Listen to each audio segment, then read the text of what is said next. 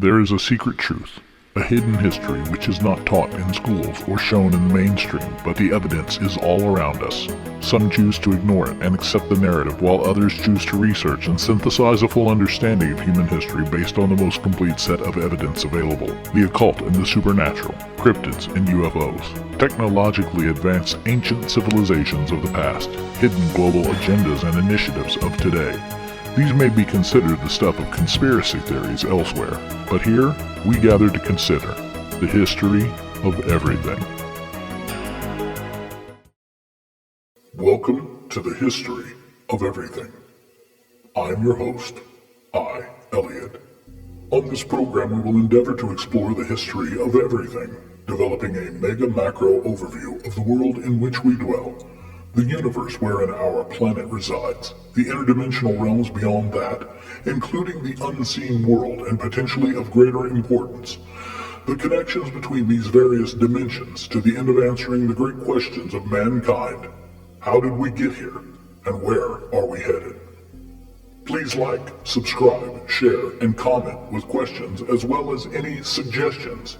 If we miss something or proceed too quickly, or if you desire a deeper look into any topic again, please feel free to comment. I beg your patience as we embark on this narrative. Due to its lengthy nature, we have chosen to proceed episodically so as not to overwhelm. Today, we'll discuss one of the pinnacle moments in the existence of humanity. This is not a highlight, but rather a low light or low point. Stated even more accurately, this is the low point for humanity. This moment in history is the foundation for and source of every bad, wrong, and negative event, action, and circumstance that has ever befallen the human race. It is simultaneously the trap from which humanity struggles to get free, even to this very day. The answers to so many questions about how things got to be the way they are today can be answered simply because of the fall. Let's take a moment to recap what we've covered in previous episodes. We began by discussing prehistory, that is time and space before time and space existed. We also discussed El and his omni qualities. It's at this point we make the disclaimer, one, that our narrative is built upon the concept of El, the first cause of existence, the unmoved mover, the originator and source for all of existence, life, light, and energy throughout all dimensions. El is an infinite being, pre-existent, all-powerful, all-knowing, and all-present.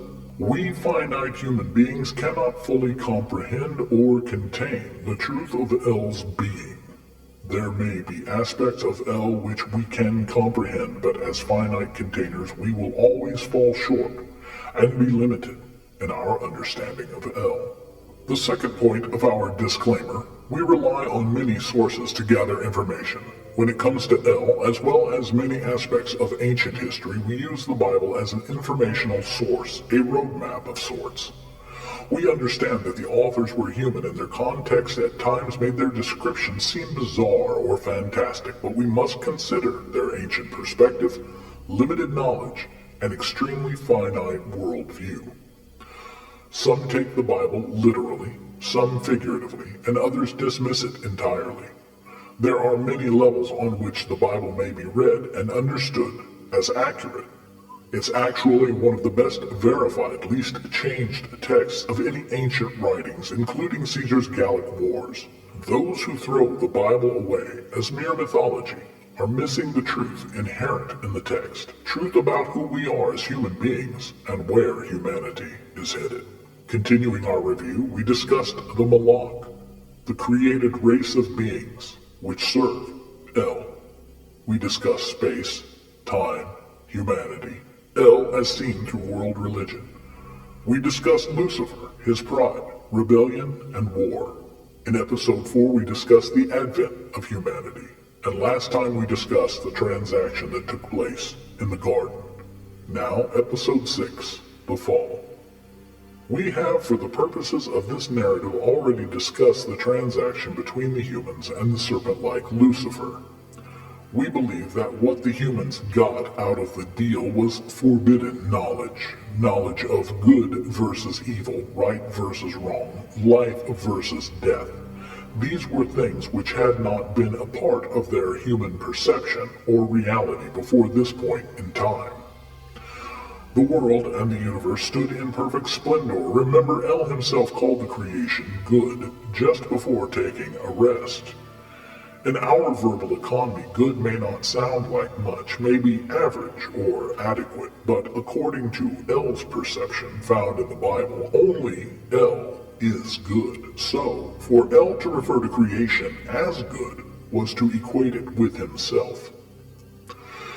The humans had made a terrible choice to trust and follow a voice other than that of El. El had given all creation over to the rulership of humanity. El had given humans dominion over the creation. Let's consider the definition of dominion. 1. Domain. 2. A law or supreme authority. 3 is a plural definition. 4. Government. And 5, again, law, meaning absolute ownership. In the moment the humans had conceded to Lucifer's charms, they had submitted, given over, themselves and their dominion into Lucifer's hands. They had given Lucifer dominion over creation. They had transferred to Lucifer their legal right of absolute ownership, given to them by El. This is the root cause and source of every wrong ever perpetrated on, by, or to anyone. This is a difficult truth for many, but again, even the Bible bears out that Satan is the ruler of this world. John 12:31 through 33. The time for judging this world has come when Satan, the ruler of this world, will be cast out. And when I am lifted up from the earth, I will draw everyone to myself. He said this to indicate how he was going to die. Jesus refers to Lucifer as the ruler of this world. Humanity forfeited rulership of creation and gave it to Satan. It is Satan, not God or humanity, who is the ruler of this world. And fixing that truth in your mind now will benefit you greatly as we continue this journey. Many times people ask why bad things happen to good people, or why would a good and loving God allow XYZ? If it happens on earth, it happens on Satan's watch, not on God's. El gave us authority over the earth, and we gave it away. El should not be held in derision because humanity made a bad deal. Our problems are of our own making and have been since the dawn of time. Let's look at Genesis 3, starting in verse 14. So the Lord God said to the serpent, because you have done this, cursed are you above all livestock and all wild animals. You will crawl on your belly and you will eat dust all the days of your life. And I will put enmity between you and the woman, and between your offspring and hers. He will crush your head, and you will strike his heel. To the woman he said, I will make your pains in childbearing very severe. With painful labor you will give birth to children. Your desire will be for your husband, and he will rule over you. To Adam he said, because you listened to your wife and ate fruit from the tree about which I commanded you, you must not eat from it. Cursed is the ground because of you. Through painful toil you will eat food from it all the days of your life. It will produce thorns and thistles for you, and you will eat the plants of the field. By the sweat of your brow you will eat your food until you return to the ground, since from it you were taken.